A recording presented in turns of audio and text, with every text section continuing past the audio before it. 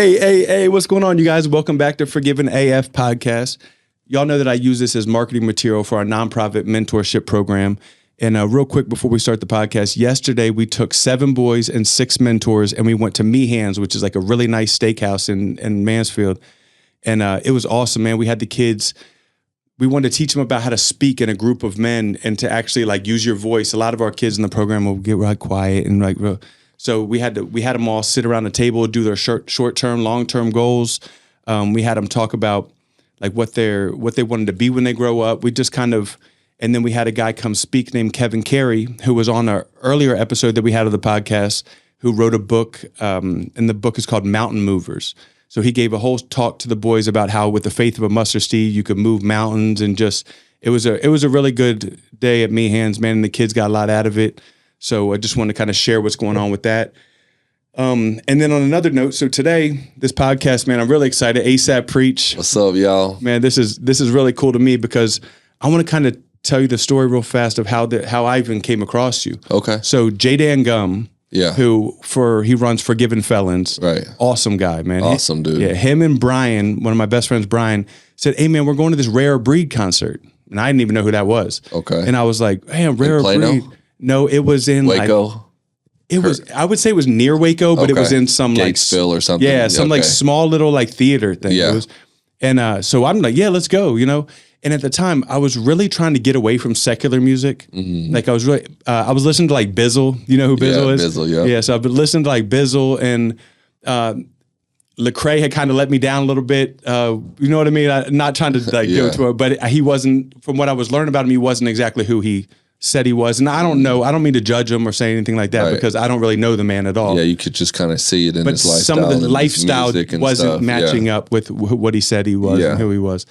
And like even politically, just to be straightforward. Right. And I wasn't going to rock with that, you know? So, so I was really like trying to, and that's a struggle for me. Like music is something that growing up, music caused me to go in a negative direction, right? Like I used music. Like I used to think all the stuff Jeezy was talking about was real. Like, right, that was one of my favorite. How old are you? 39. Yeah, I'm 36. So Young Jeezy, T.I., all these artists are the artists that I grew up on. So I was like, you know, that played a big part of my music too. So like in the way I was living my lifestyle at that time, you know? Crazy, right? Yeah. Like I literally thought that and come to find out, them dudes weren't even really living like that. Right. So I'm out there trying to emulate these guys. Yeah. Anyway, so they tell me to come to this concert.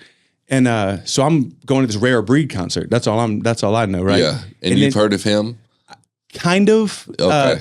Not as much. I think no. Not really even then. I think I'd maybe heard his name, but I didn't know any of his music, right? Okay. But they said he was a Christian rapper. So it was cool, right?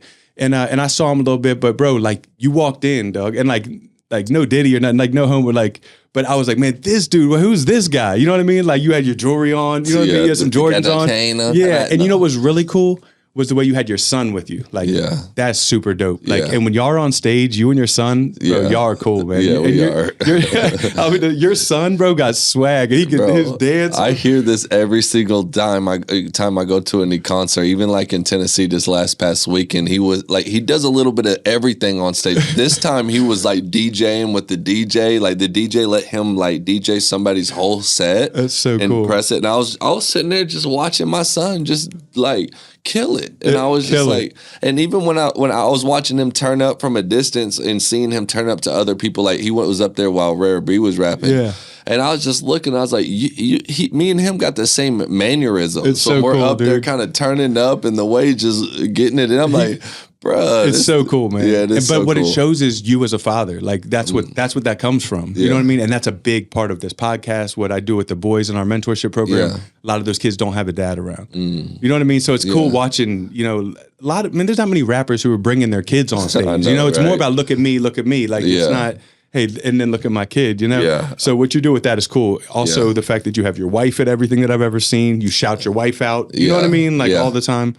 So that was really cool. So anyways, I'm at this concert and bro, you go first and man, I had never heard Jesus Saves, bro. I was like, bro, that whole thing was awesome. Thank you, brother. It was freaking awesome. Yeah, that song gets people lit, definitely. Bro, yeah. And then what's the one, everyone getting drunk at the party? Yeah, that one, yeah. Bro, that song to me, especially because I still sometimes, and this is even like a current thing, like sometimes that I struggle with shame about behind like drinking and stuff. And I'm like, why do I do this? You know, like why do I, and but that song every time hits me over the head about how like searching for some love, like in the bottle. I don't know exactly like the words. You know? So some like that, when I made that song, I really was just vibing. Like I didn't think too clearly about like the message or anything. It just was kind of just flowing out of me.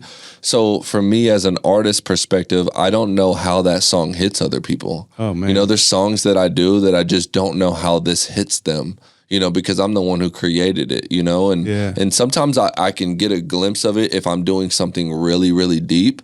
Then I know that, hey, this is going to really deal with somebody because I feel this. Yeah. You know, sometimes I'll go in the studio and just like, if the Lord's putting this type of song on my heart, I'll go in there and do it with fun and joy and all that, right? But like, there's some that I'm really going through some stuff and I need to start speaking on this mic like that. And I know in those moments that those songs are like going to really touch some people on an emotional level. That's cool. Yeah. And it really does. Like, it really does. So anyways, that's how I came about hearing ASAP preach. That's man. cool. And then ever since then, I've been on it. Like I work out to, you know what I mean? Like I really that's do. Love, bro. So, Thank you. So getting you to like, I shot a couple shots at you first in the beginning, like to try to see, you know what I mean, on Instagram, like, hey, what's up? But you've been touring. I've been grinding. I can't even make it to church for the next 3 weeks because I'm just like, I haven't even been able to make it there really all the time. Like this was the first time in like 2 weeks, you know, I'm trying to make it to church as much as possible, but they know when I go there that I'm at their door greeting, you know, whatever they need me. I'm still signing up to serve in any ways that they need me to be. I love that. And so, but like, you know, we've been on the move, but I've been wanting to do this podcast and I really wanted to keep my word because when I met you out in Plano, like officially and just kind of like officially met you, I know we kind of shook hands and met like at the Waco event. But when I first after we were talking a couple of times, you know, before that on the Instagram, I kind of knew who you were a little bit more by looking at your page. But I was like, I really want to work with him because you seem like a really cool dude. Thanks, man. That means a lot. Yeah. It really does. So can you just kind of tell, because I know you got a crazy story, man, and I feel we have a lot of similarities, and I feel like a lot of people that listen to this have a lot of similarities in the way you've overcome. Can you just kind of tell who was ASAP Preach? Like, can you give us like a testimony of... Every time I get there, my head just kind of gets chills because I'm like, okay, here it comes, you know? Yeah. With my story. My story is not like what you would see, right? What you see right here is some type of, like, if it was from the outside world, you're going to see like a thug. But really what it is just I was a broken person because I was in a broken home from like two years old. And then from that point on, my mom got remarried to a man, and all they did was wanting to party and do drugs at the house. They hid it from me really well, but the partying, they didn't hide it from me. I was in the midst of all types of house parties almost every single weekend. Every time there was a holiday, we're having Halloween costumes or people coming up with super inappropriate stuff, and they would just allow because I was the only child, they would allow me to have all my friends over during the parties. It was a different time then. It was like more acceptable at that time, right? To live like that. The kids didn't have cell phones or anything, so kids get to stay over. Me and my boys and girls, even at that point, were like roaming through the house, sneaking wine coolers and everything. Ended up getting to a place where I think around like 9 to 10 years old. I really can't pinpoint the exact year, but I was molested by an older boy across the street. And at that very moment, I never knew anything about this. Like, I didn't know anything about sex or anything. Completely stripped me from my innocence. And at that very moment, I became addicted to lust. And at that moment, I was like, okay, you know, I started finding pornography magazines in random fields, and just like me and my boys get so excited, we get to finally watch some porn, you know. And it was like that. And can I interrupt you for one second? Yeah, go ahead. When I was 10 years old, I was molested by a neighbor boy down the street. And the first porn magazine I found was In the Woods. It's crazy saying that, bro. Yeah. Wow. And it's crazy how the enemy works. Like he'll somehow find these magazines and just like, I know someone's going to find these, boom, boom, and throw them. Like, and the people that are planning them there don't even know what's really happening, right? Yeah. They're just being used by the enemy. That's so crazy. But like, so at this point, my innocence is stripped from me. I'm starting to get angry and frustrated and not wanting to pay attention in class. So my parents are misunderstanding me, and I feel like I can't tell nobody. I'm embarrassed at this point because it was done in secret, and I felt like I had to keep this type of lifestyle in secret as well. Yeah. And so as I bottle in this sin over and over time, it just ended up getting to a place where I couldn't even look at a female without thinking lustful things. It was really, really bad. Had no idea how to control myself with that. I had no self-control with when it came to that. Like I was completely addicted to masturbation, like really to get real in this mug. And so it led me down a place of having anger inside of my heart because I was still dealing with all this sin inside of me. And as long as you have that sin rooted deep down in you, you're just going to be you're going to be used by all types of demonic spirits to come inside because you're opening up that door, right? Yeah. So I'm having anger. I'm having all types of depression, suicidal thoughts. Yeah. And I'm living a lifestyle just kind of trying to mask this pain and this frustration and anger that I had. And so I would just get hooked up already like on marijuana and drinking already at a super young age. And what was crazy about it is my dad wanted me to kind of like, he was always like, he was like a cool dad, my stepdad, because he's like, I don't care, like, if you have sex, like that a boy type of thing, right? And so like he didn't care about me having magazines or anything. Like I think he was just really just trying to make me such a boy, like just keeping me a boy, being a man, like girls, all this type of stuff, you know. And I think that's kind of what every man wants for their child, honestly, is to grow up and not be gay. And so you have it attracted to women, heck yeah, go along with it. You know what I mean? It's true. Yeah. And so at this point, you know, I'm struggling with all these things and starting to do drugs. My dad don't even care that I'm doing drugs at this point. Really, he doesn't. My mom really cares, but they're kind of doing it too. They just, I guess, don't want me to kind of follow their path or whatever.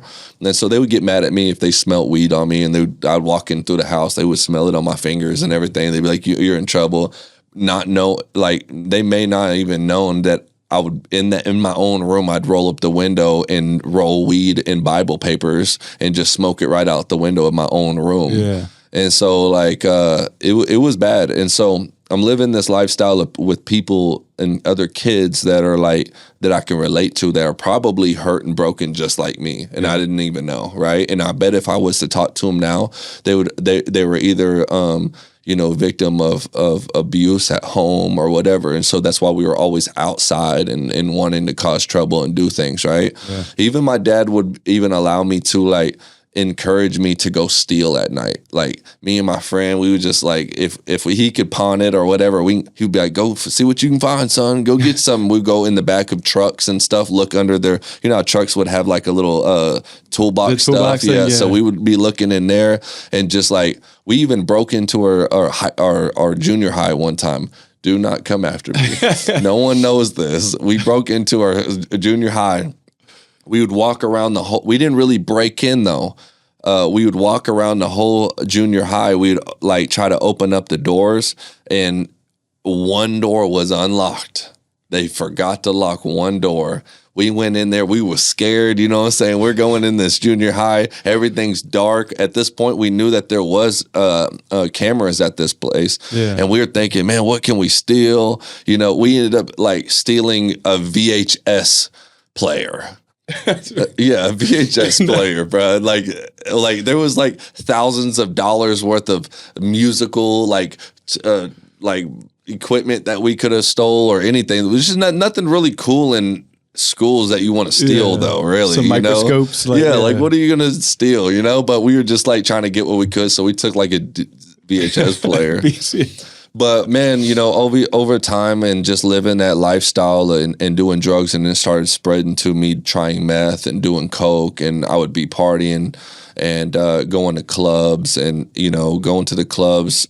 And then it ended up just getting to a place where I started to I started to go to church just because there was no other place to go during the week. Me and my friends would be like, let's go get girls at church. There's pretty girls there. There's no parties this weekend or whatever. Let's go to church this weekend or go Wednesday and see if we can get some girls. We can youth group or something? Yeah, youth group stuff. And so going to this church called the Mercy Seat at this point, I think it was the Mercy Seat at this time, or they switched to the Mercy Seat, because there was a lot of crazy stuff that happened at this church where there was like adultery and stuff going on. We didn't know about it. But, you know, they took me to a youth camp. There was this girl there that was in there that I had a crush on. I was like, okay, I like her. Let's go to youth camp. You know, at that youth camp, I experienced the Holy Spirit for the first time. That's cool. Yeah. And so I saw a whole bunch of people crying at the altar. I didn't know what they were crying about.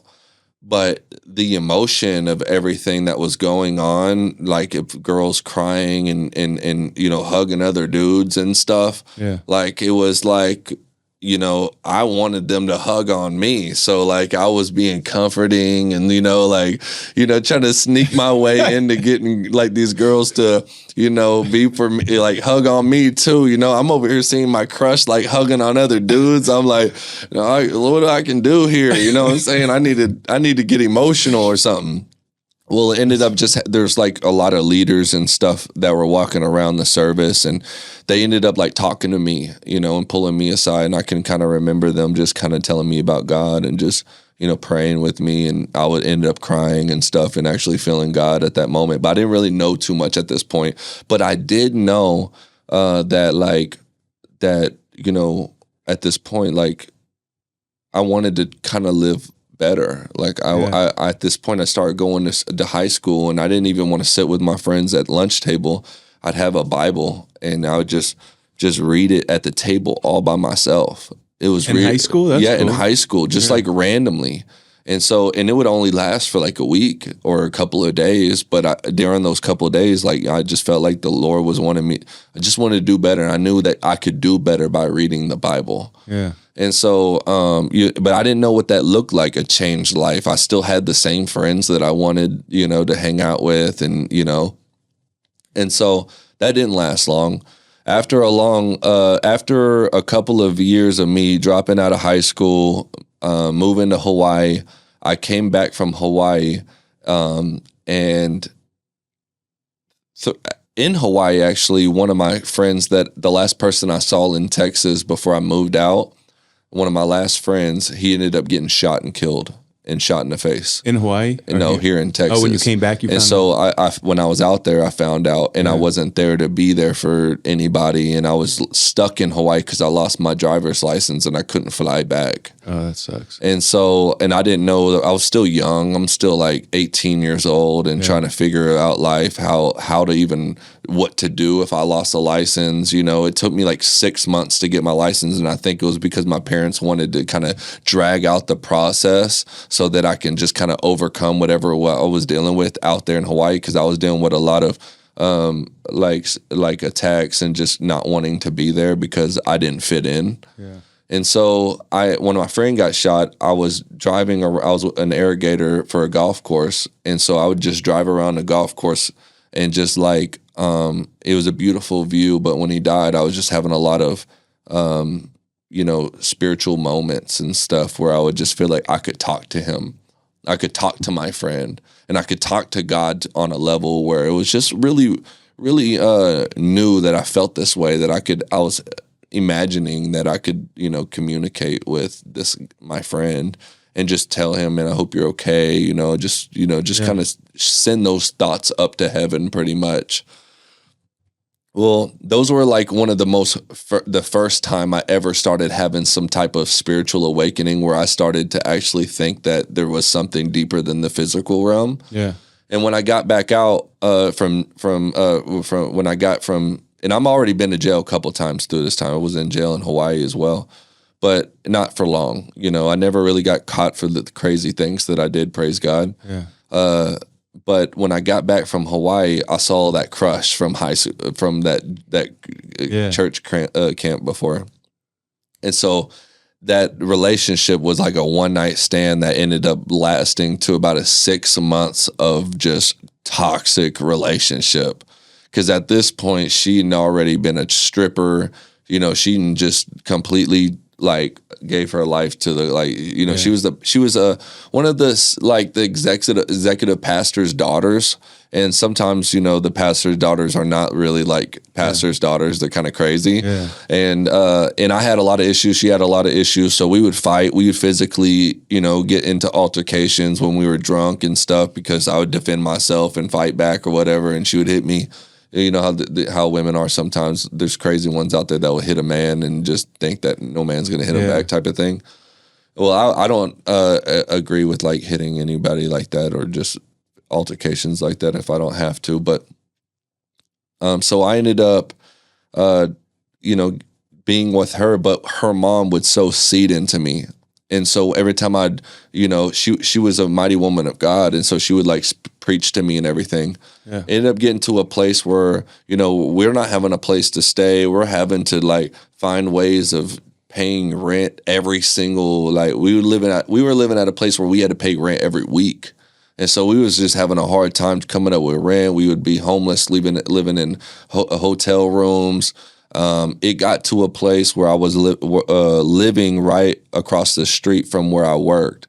And at this place, I was living on the floor of this old woman's house. She wasn't even, we were kind of separated at this time, but we still had kind of like a relationship where like she was staying with her mom. I was staying on the floor of this old lady's house that couldn't even get out of bed. She just gave me like volumes and Percocets and stuff. So she would just give me pills and I'd just stay on the floor and go to work right across the street. And at that job, I would be stealing because I was like, I could get game cards. It was like games. And so I'd go up to people that are trying to buy game cards and I'd be like, I got this $50 card, you know what I'm saying? Give me 25. You can get this 50 right here. And so I was like hustling like that, bro. And really I was making like $700 a week on top of my paycheck by doing this. And I ended up getting caught. They were wondering like, why is he like, they gave me employee of the month. Bro, because I'm always wanting to be there. Like, I'm always wanting to be there because this money's good. I never had money like this in my life, And so I'm like, okay, money's good. I'm going to come to work. They have no idea what I'm doing. Well, they ended up finding out I was stealing. And they called me up on the phone while I was kind of thrown off. And, what's crazy, though, is that day I was on pills and I felt so depressed. And I just felt something so heavy on my heart, and I called with the pastors, one of the pastors of the church, and at this point I'm like, hey, and they're really trying to just help me out. I'm just a kid, a broken kid, and they're just trying to do whatever it takes. So one of the elders came in the apartment. Brian Sinclair, shout out to Brian Sinclair. He came over and just prayed for me. And not too much longer after that, I got the call, hey, we found out you're fired. If you don't bring your outfit up here, we're going to take it out of your paycheck. And so I'm like, oh, heck no, you ain't about to take, I'm about to be, now I don't have nowhere to go, nothing like that, no money to make. And so you ain't about to take my money. So I bet I'll see you in a minute. I had this big old croc. Back then, you wearing tall tees that go down to your knees. Yeah. You know what I mean? It should have been long tees to your knees types. Nah, but it was. I'm having this tall tee all the way down to the knees, big old belt buckle. Back in the day, Paul Wall making everything cool, and everybody in Houston got big old belt buckles out of nowhere. I got a big old belt buckle, big old Crocodile Dundee knife hanging out the back. And I was going in there with all types of intents to just hurt these people because I had nothing else to lose. And so I go in there, I start slamming stuff down. There's kids all over the place. This is like a kid environment store, like a type of place to go to. It's kind of like a putt-putt type of thing, right? Yeah. And so I'm causing a scene, and I go out there and I throw the clothes at the dude, and I'm like, let's go outside. And he's like, all right, bet. He was down to fight me, and I was like, all right, cool. So we started heading out to the front. And as we're going out to the front, I'm like talking mess to him or whatever, and the police are right there at the door waiting for me. And so as soon as I see that police, and I knew I wasn't about to fight this dude that just like made me so mad, you know, I'm so infuriated right now with the emotions. And now I'm not even able to really do nothing now because there's a cop right there. And I'm just like, now I'm going to jail. And so I have nothing to lose at this point. I feel like I'm at complete rock bottom. And I look at the police. I was like, I don't even want to live anymore. Just shoot me in the head. And the girl that I was dating at the time, the pastor's daughter, was over there. She's all crying. People are hugging her and stuff. She's seeing how I'm reacting all crazy over there, just like in a like suicidal. Like I was like so done. I was so done with life at this point. Well, they ended up putting me in handcuffs and taking me to jail. And they didn't give me a charge of what I should have. I think it was because I was young and they saw how like distraught that I was, that they looked out for me. You know, I could have had all types of intent, but the only thing that they charged me with was unlawful carrying of a weapon out of that whole thing. Knife, yeah, for that knife. And it wasn't even a felony.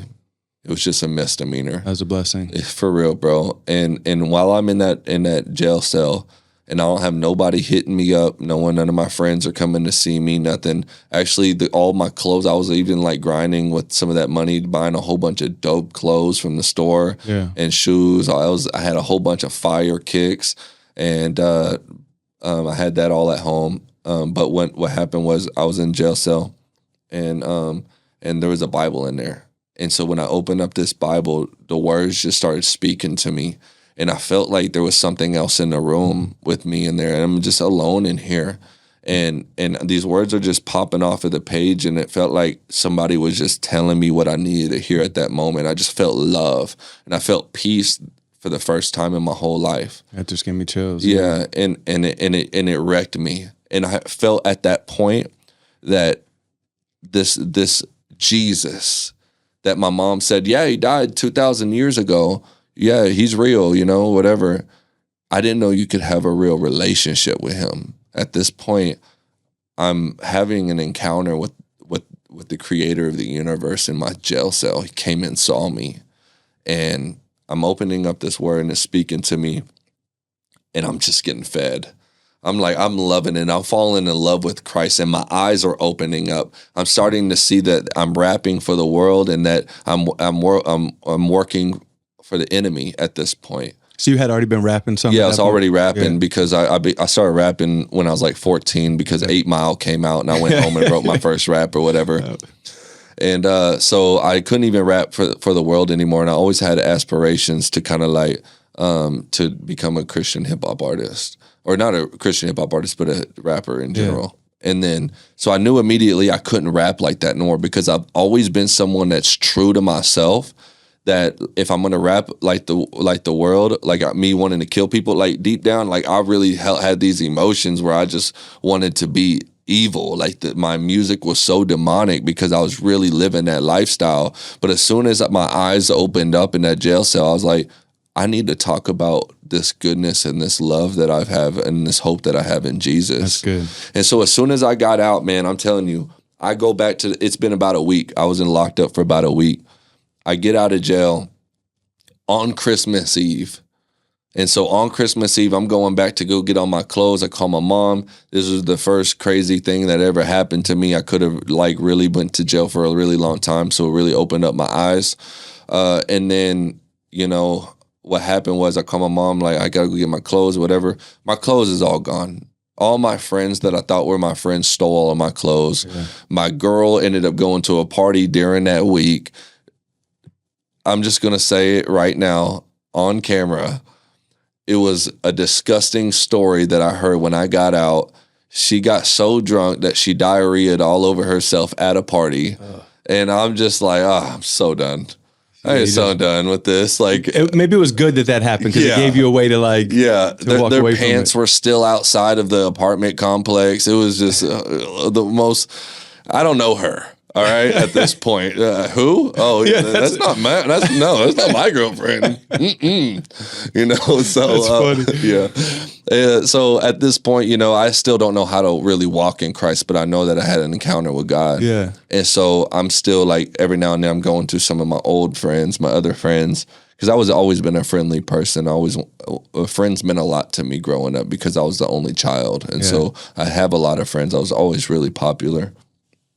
And, over time, me going to this church, because I started going to church again, what happened is that I couldn't really relate to the older people.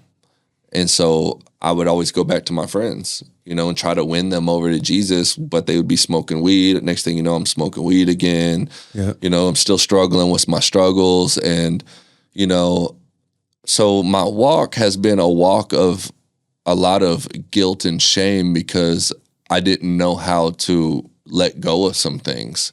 I didn't have that accountability. So I was a big old backslider for a lot of my walk. And I didn't know, every time there would be an altar call, I'm at the altar just crying my eyes out because I felt so much guilt and shame that, and every time I would go back to the altar, his arms would be wide open for me just to forgive me and show me his goodness and love.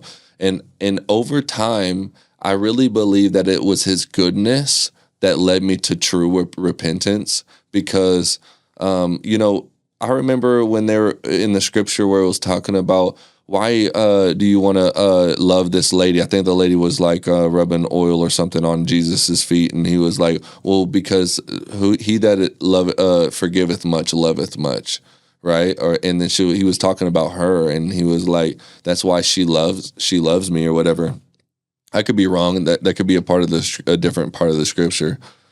But, that it makes a lot of sense, after all the things that I've been forgiven for after knowing God and him still forgive me made me get to a place where I was like, Lord, I'm sick and tired of living this way. I don't want to live like this. I don't want to hurt you no more. And I started I was still struggling with addiction to pornography. I didn't know how to let these things go. And me being married and still dealing with this, I realized it was taking a toll on my marriage. I realized that it was affecting us. Every time I would watch porn, me and my wife would get in a fight and it would just be a supernatural fight. And I would sometimes prepare myself. If I'm going to watch this porn, I need to act good all day long because I need to try not to fight. But we'd always end up fighting. It's because we're allowing the enemy to come in through me, the head of the household, opening that door for spirits to come in. Yeah. Once I started realizing, I'm over here fantasizing and thinking all these things about these women in these videos and everything, it's a slow fade. Next thing you know, you're hoping for opportunities to happen.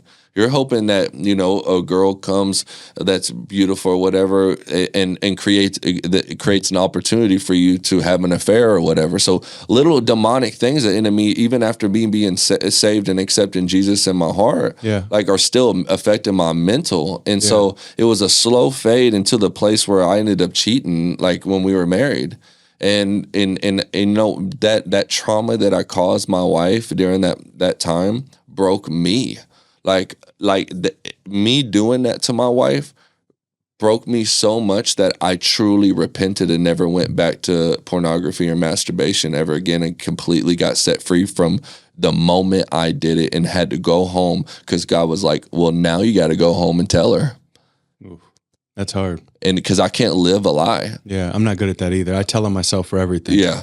So I went straight home and I was like, I got to talk to you, babe. Let me tell you what just happened.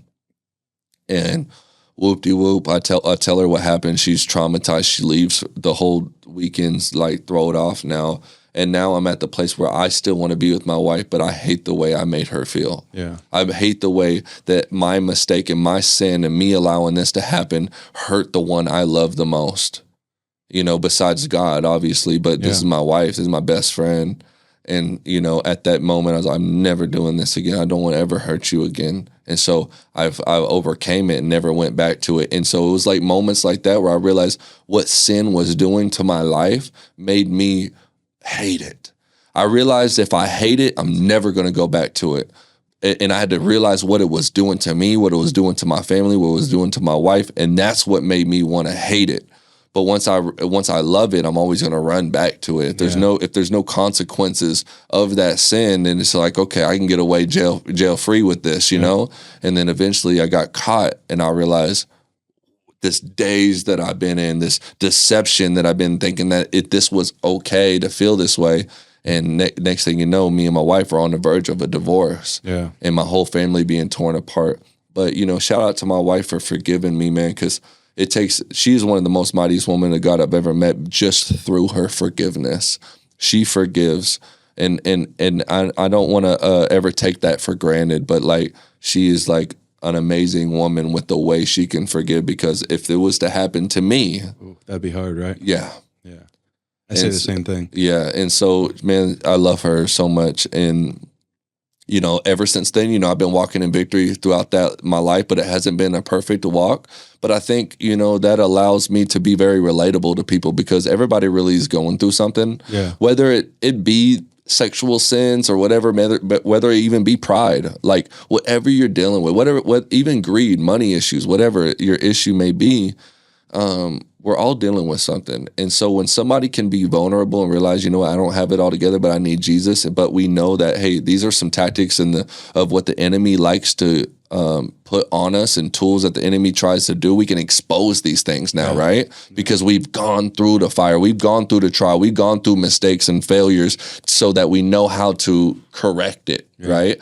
And so I think that, it allows, through hard times and trials and tribulations that we go through, we get, like, even with working out, you own this gym right here, you got to put in work, and you got to put in some pain too, pain to get where you want to get to. And so sometimes, when you go through pain to rebuild muscle, and so, we have to kind of go through that with life. Yeah. And that's where you learn lessons, right? Yeah, that's where we learn our lessons and grow from it. And so I thank God that, the scripture says all things work together for those who love God, work out for the good for those who love God and called according to his purpose. So, even though these were horrible things that God allowed to happen, doesn't mean that it's right, but it does mean that, it can be used for his glory, I believe. And I know it will be. It will be turned around to be able to expose the enemy, to be able to love harder, to be more wise, and be more there, just sober,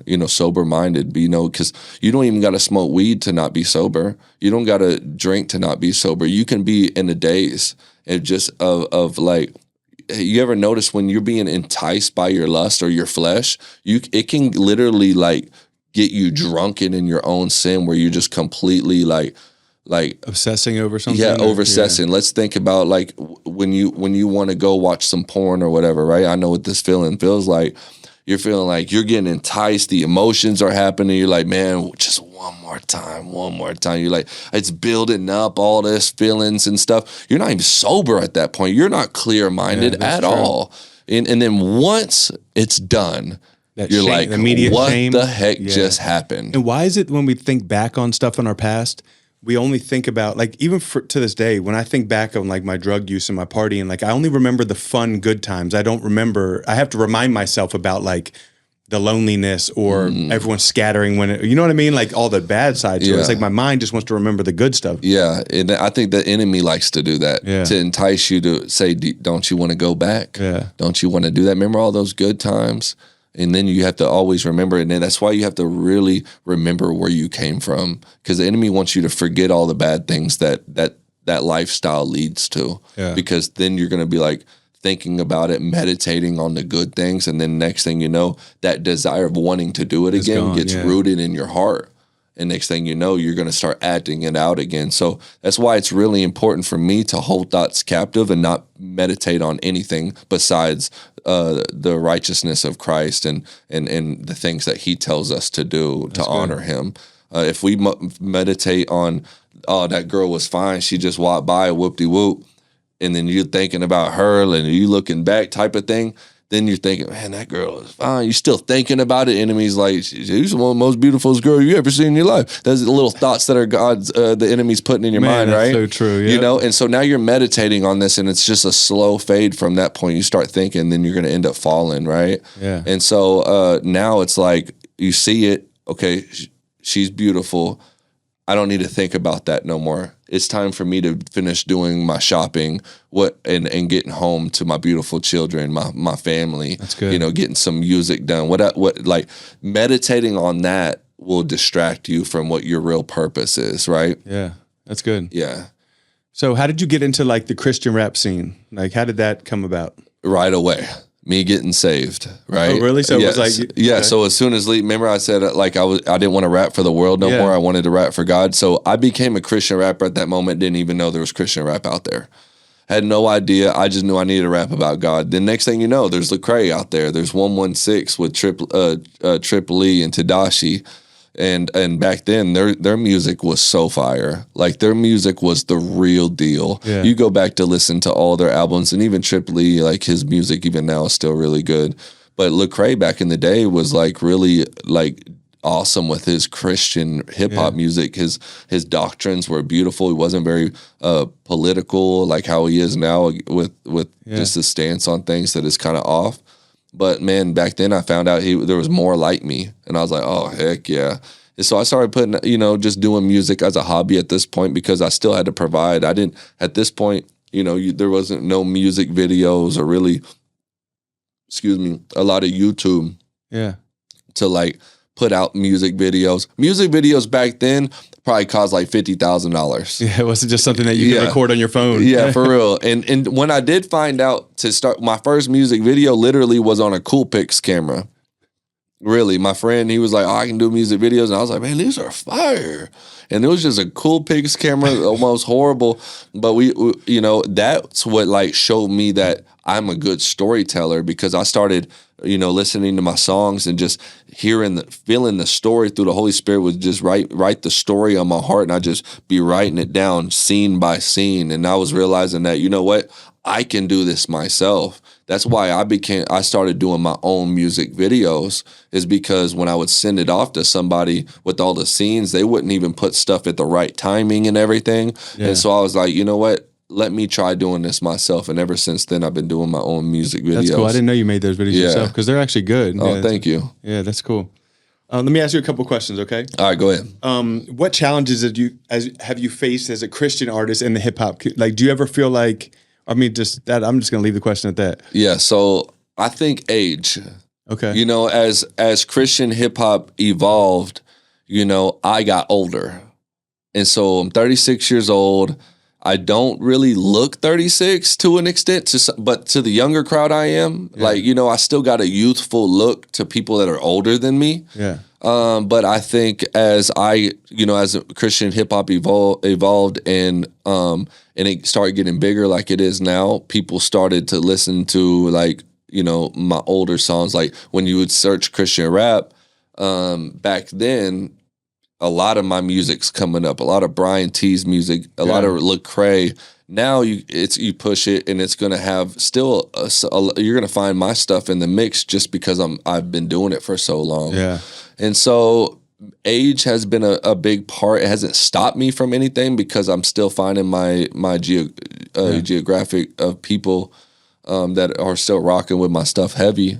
But all these they're just new styles of music now coming out, new style of music coming out, and these kids are killing it. Like these kids are spoiled too, these new Christian rappers. Because they have all the technology, they have YouTube mastered. Yeah. For real. They have YouTube mastered. They got music videos that you can go get for $100, you know what I mean? Yeah, they have apps that do it for them. For real, like they just going crazy, right? Social media has made it really easy for artists to kind of succeed out here if you're just consistent. I've always been consistent when I decided to, hey, this is what I'm going to do. Yeah. Because I was a tattoo artist as a Christian for like 5 years throughout that process. And God would always tell me, your identity is not found in this.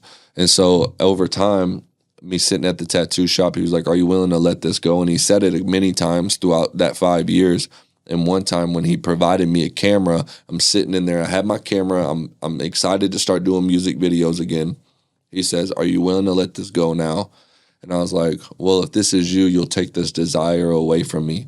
And he was like, if you do things that glorify me, I'll provide for you and your family forever. That's good. And at that moment, I was like, okay. So I started like literally, I was in the hood of Fort Worth off Riverside Drive, living in a trap house, and pretty much like this thing was so run down.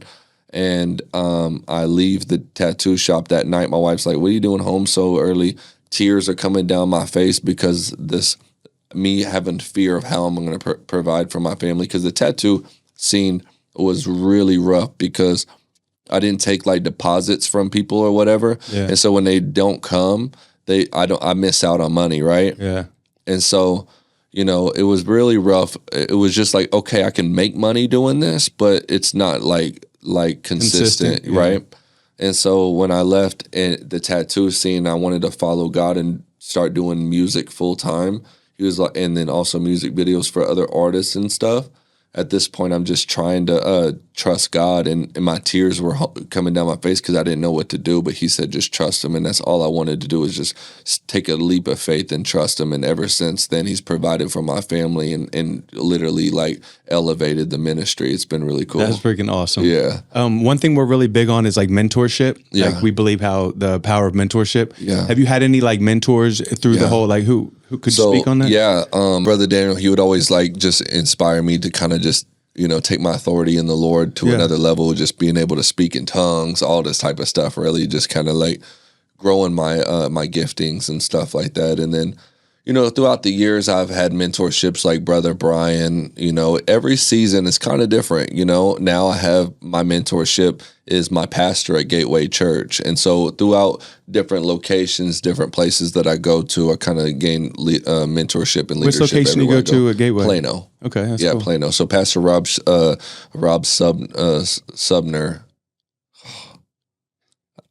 Forgive me if I didn't say your name right, bruh.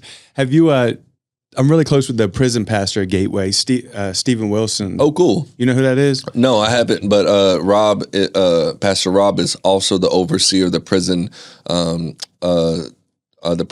pastor of Plano. Yeah. But he's just also the pastor of other things too, right? Yeah. So he's the overseer of it, and we've been trying to connect as well because I've been showing him my videos in prison, and you know just the impact of what God's doing behind bars. Didn't you do a podcast with the guys from God Behind Bars? Yeah. That's Jake. He's a great. Those guys are. Have you met them? I met Landon, who's like his vice president. Really, never met him before. He's a pastor at I forget what the name of the church is. It's also up there in that area. Yeah. Those are really good guys. I really love what they're doing, man. Jake Bodine is the guy's Jake name, right? Bodine. Yeah. Those brothers changed my life. That's cool. Like on a whole nother level. I had no idea. You know, I had no idea. You know, actually, the call to be on Real Vita and Worthy People prison podcast changed my life, because if it wasn't for them when I dropped my documentary, and say I want to put it on the prison podcast or whatever, and me not feeling peace about them doing that, and I tell them I don't care. I didn't feel peace about both of them doing it. I wanted the people that made the podcast, that made the whole prison app do it. So I reached out to them that night. I hit up my pastor and I was like, let's pray about this. Because these people have almost 1 million followers on Instagram. I hope that hopefully, you know, this means something to them or whatever, right? Lord, if this is your will, you'll have them drop the documentary. Was it like Pando? Yeah, Pando. Yeah. And so like, I was like, look, I don't want these podcasts, I don't want to burn bridges with them. Like, I don't want them to be upset with each other type of thing. So, and they're both asking me, and I don't want it on there two different times. And so I was like, you know what? They can't get mad at me for allowing Pando to drop it. Yeah, no. And so the very next morning, they messaged me back and said, we love it. We want to drop it. We also want to do a part on you on our Instagram and social medias. And at that very moment, I was just so blown away. I was jumping up and down. It's like God showed you that you did the right thing. Yeah, I did the right thing, and that it's like equivalent to as if YouTube said YouTube wants to drop it themselves. Yeah. And I'm like, what the? And so they dropped it. I'm getting all types of crazy, like, you know, feedback from it. You know, it did decent, like in the world. It got like 18,000 views, that's cool. Yeah. But you know, this was the biggest project I've ever done in my life, and I had no idea what I was going to do with it. I don't know why God told me to even do the documentary until I realized that it wasn't even for the people in the free world. It was actually for people locked up. How cool is that? That's freaking awesome. Yeah, for real, bro. And so it hit over hundreds of thousands of views or whatever in the prison. And I'm able to keep up with that. And then they also we worked out a deal where I'm able to be on the Pando app now as well. Cool. And so now I'm dropping my music videos in there and trending at #1 when I'm dropping stuff. That's so cool, yeah. And so it's like, me being a part of the prison app now, I'm like, I told the Lord, if you bless me with a channel on this and you find a way where I can, you could provide this for me, yeah, then I will take prison ministry on a whole nother level because I never went to prison, but I went to jail like 8 or 9 times. I know what it feels like to get locked up. Yeah. And my testimony really can relate to a lot of people, or people can relate to my testimony in jail a lot. Yep. And so I feel like I can really like rock with people that are behind jail and feel how they feel. And so, because you know what, and I don't mean to interrupt you, but you carry yourself, you live the same, you look like the people that, you know what I mean? Like we look, I don't even know how to describe it, but people can relate to you, people that have been locked up. Yeah. Also, your vulnerability, the way that you're willing to talk about, like, especially when you're growing up, what happened when we were a kid.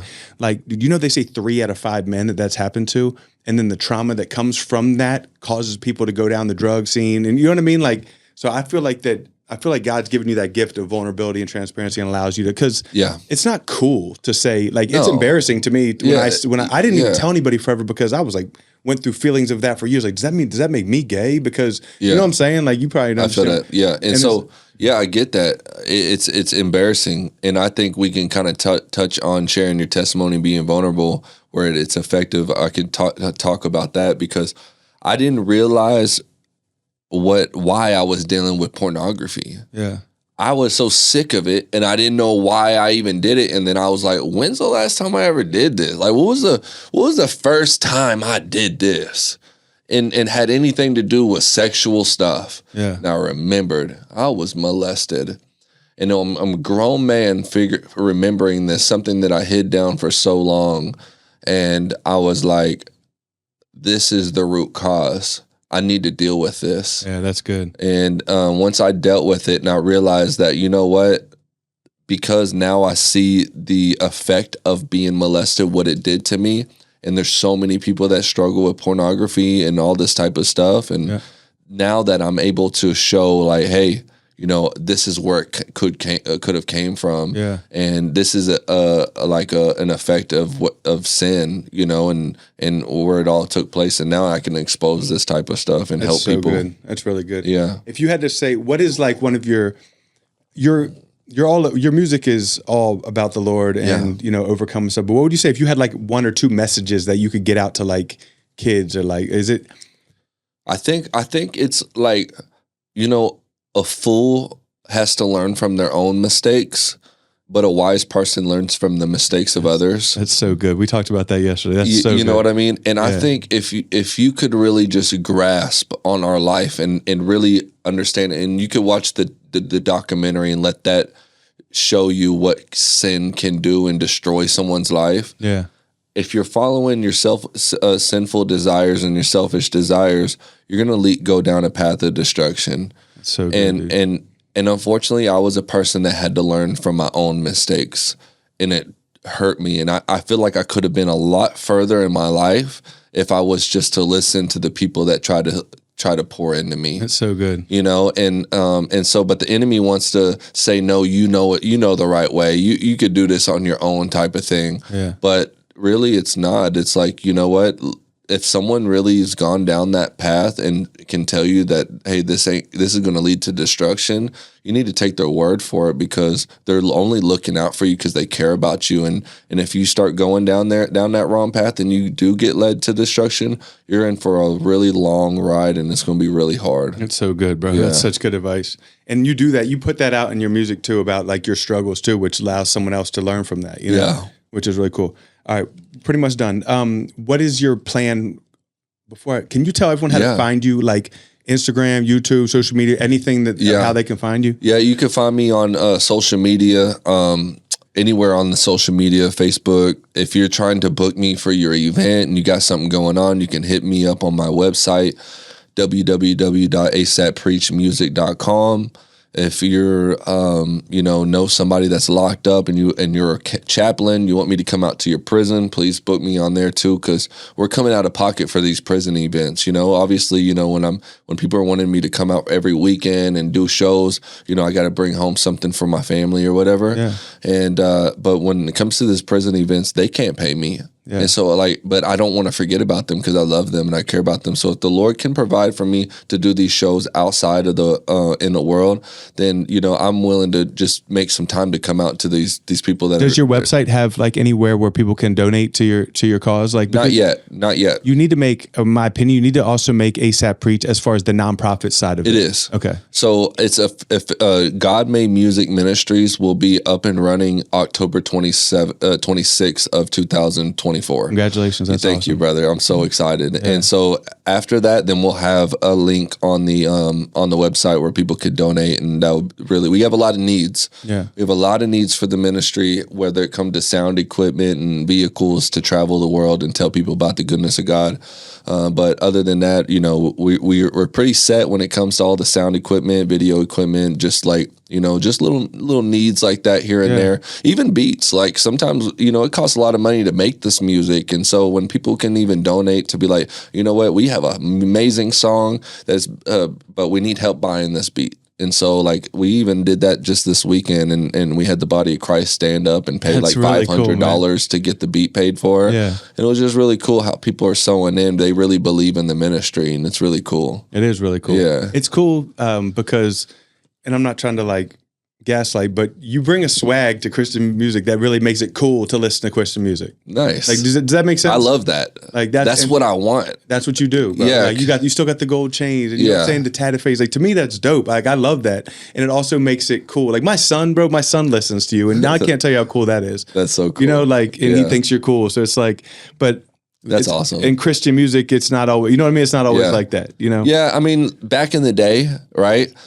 These kids, Christian rappers now are so cool. Like, these kids that are coming up under me are so talented. They're so gifted. They have so much swag, and they're just so irrelevant.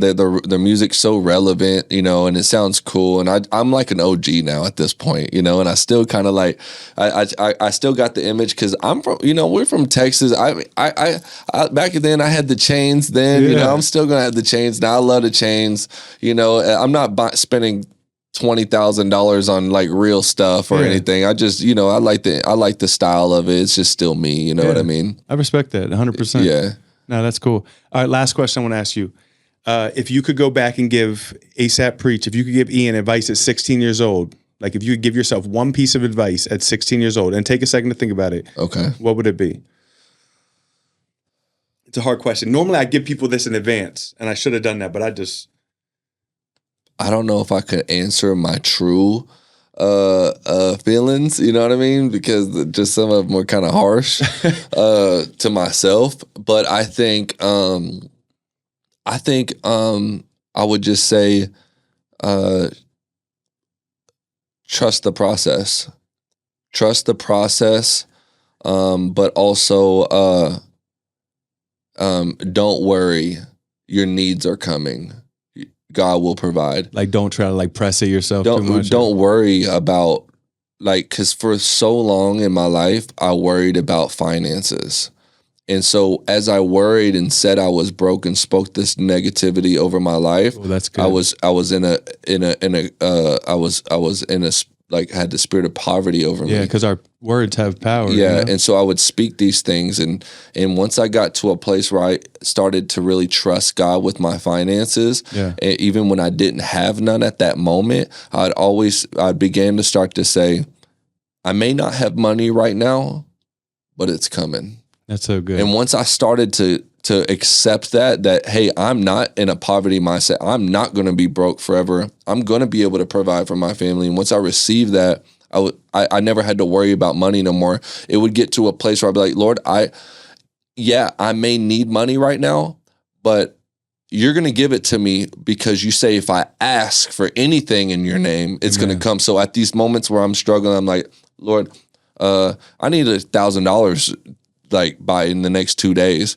you probably will come tomorrow. Like, that's just how it is. Like, me trusting God, like so it just works like that. And so once you start having that faith of a mustard seed that, you know what, my Lord, my God, he's going to supply all of my needs. That's really good. Yeah. And so, like, if you could have understood that at 16, it would have taken a lot of stress out of your life. Yes. But also just knowing that, you know, obviously, like, you know, other things like not wanting to do the sins that I was struggling with, you know, and you know, if I knew maybe like the Cowboys would never win a Super Bowl, I could bet against them, make more money, like every single game or whatever. Like, there's like that's funny. I see what you're saying. You know what I mean? Like, if I knew things like, come on, like to invest in something, I'd probably be really rich right now. That's good. You know what I mean? That's funny. No one's ever gone there in that direction with that. Yeah, with that one. That's right? funny, but that's such a good thing. Man. I would tell myself to invest in Amazon. Right? Tell me that's straight up, right? That's funny.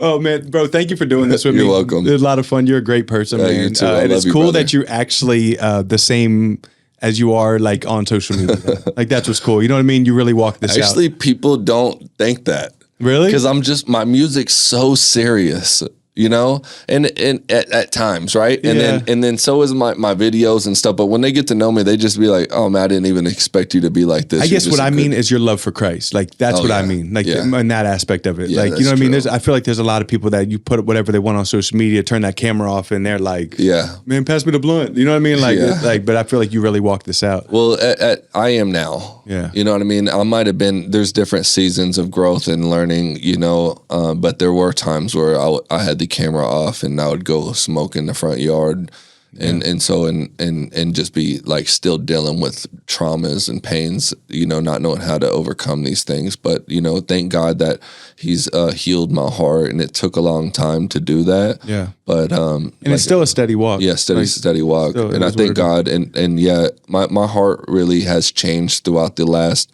you know, since I gave my life to Christ. I just really care about people. I really love them, and I don't want to see them hurt because I know what sin did to me. Yeah. And I just want to guard them, be protective, and just kind of lead them to the Lord, you know. That's awesome, man. Yeah. Appreciate it, man. Well, I guess that's really it. Anybody watching, before we sign off, I just want you to know that you're loved and you're forgiven, and there ain't nothing you can do about it. Nothing.